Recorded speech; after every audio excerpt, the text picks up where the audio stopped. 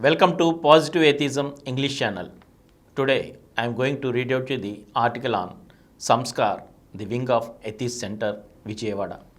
Atheist Center has been in the forefront of criminal reformation activities since 1974 in Andhra Pradesh for the last 5 decades. In India, the British dubbed some of the tribes as criminal tribes, stating that they had criminal traits and segregated them from the rest of the society.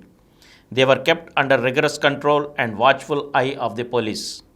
The Criminal Tribes Act was applicable in the case of some nomadic tribes, and in view of the past crime record, they were segregated. All over India, we had such criminal settlements.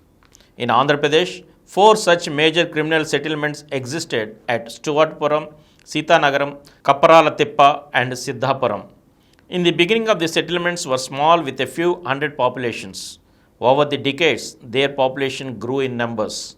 Instead of containing crime, contrary to the expectation of policymakers, these settlements, in fact, had become breeding grounds of crime, and settlements like Stuartpuram become notorious for interstate dacoits. This happened because there was no economic opportunity for betterment and no normal intercourse with the civilized society, and because of inbreeding a culture of crime developed in these settlements. Even the children were initiated into crime, and crime had become their profession. A vicious circle. In spite of some efforts by missionaries and others, the Erukula tribe, which was confined to these settlements, defied reformation, and they continued their profession of theft with the convenience and encouragement of stolen property receivers, corrupt police officials, and unscrupulous lawyers who became rich at the expense of the criminal tribes. It was a vicious circle. Even if some of them wanted to come out, the rest of the society looked with suspicion, and they were not allowed to come and settle down outside the settlements. They were victims of circumstances. After independence, the criminal tribes were denotified as per the promise made by the nationalists during the freedom struggle. However, this did not alter their social and economic position, and they remained the wrenched of the earth. Gora's effort. Looking at the pathetic condition and the grave injustice perpetuated on many innocents, in particular the women and children, Gora from the beginning insisted that the denotification of these tribes should be a reality, and they should be given opportunity of employment in government and private agencies, and that they should be provided avenues of self-employment in agricultural and elite fields. Attempts were made to wean always the younger generation from the culture of crime by admitting them into hostels of social welfare department of government. At other places, constant interaction, counseling, and communication with even the hardcore criminals of the settlements and the years of persuasion and painstaking efforts helped in cutting the ice. Credibility of persons involved. Criminal reformation in a hazardous one, the sterling qualities, transparent honesty, sincerity, and utter openness, and decades of dedicated service enabled Gora to overcome the suspicion of the public and the government on the one side and the criminals on the other. It is the credibility of persons like Gora, Lavanam, and Hemalata Lavanam with the government and the public that enabled them to interact with the criminals without any blemish. Mr. Lavanam and Mrs. Hemalata Lavanam, who were involved in this work from its inception, could negotiate with the government and persuade the criminals to do away with the crime-infested way of life and start a new leaf of life with confidence. Cooperation from government. The then Chief Minister, Mr. Jalagam Vengal Rao, and his cabinet colleagues, particularly M.V. Krishna Rao and the government officials, extended unflinching cooperation in these efforts to change the life pattern of the so-called criminals. Constant dialogue, discussion, persuasion, and education resulted in changing the attitudes of even the hardcore.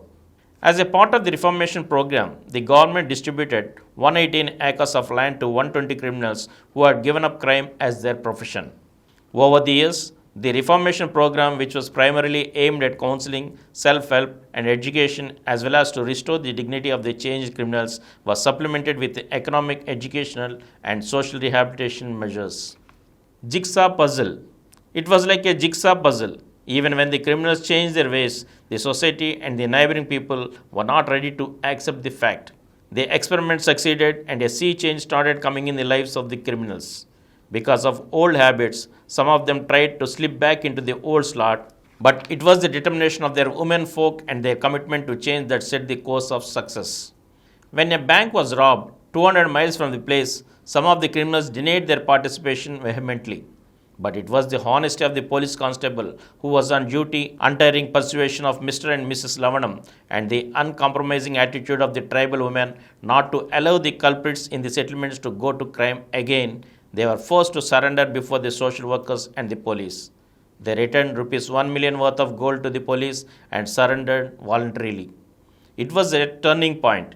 On one occasion, a judge recognized the efforts undertaken by the Atheist Center for Criminal Reformation and had written in his judgment that even though the crimes they had committed entitled them to get a punishment of 7 years, he would rather imprison them to 2 to 5 years as they were in the process of reformation. Rehabilitation. No change will come immediately. It is much more so in the case of criminal reformation, as the Atheist Center has worked simultaneously on many fronts like mobilizing public opinion in favor of criminal reformation, providing employment in railways, road transport and private industry to some of the non-criminal members of the erstwhile criminals, and the provision of bank loans and self-employment opportunities, and constant dialogue with the criminals in jail. The cumulative effect of all these resulted in changing the attitude of the criminals in the settlement. Comprehensive approach. The change was brought about in the criminals by adopting a comprehensive approach of persuasion, education, and dialogue. The changed criminals were instrumental in convincing others of the necessity of mending their ways, and they appealed to the criminals not to look at immediate gains but to view things in the long-term perspective, keeping in view the future of their children. This socio-psychological persuasion of the changed criminals and also the letters of criminals who were serving sentences in the prisons to their families and other persons outside helped in galvanizing opinion in favor of change. The changed prisoners who were serving long-term sentences made public appeals to their brethren to come out of the vicious circle of crime and to lead a normal life by mending their ways. In the beginning, the general public was very apprehensive and even hostile in accepting the view that the criminals could be changed. But over the years, opposition mellowed as the outcome of change was positive. And from here, we shall continue in the next episode again. Thank you.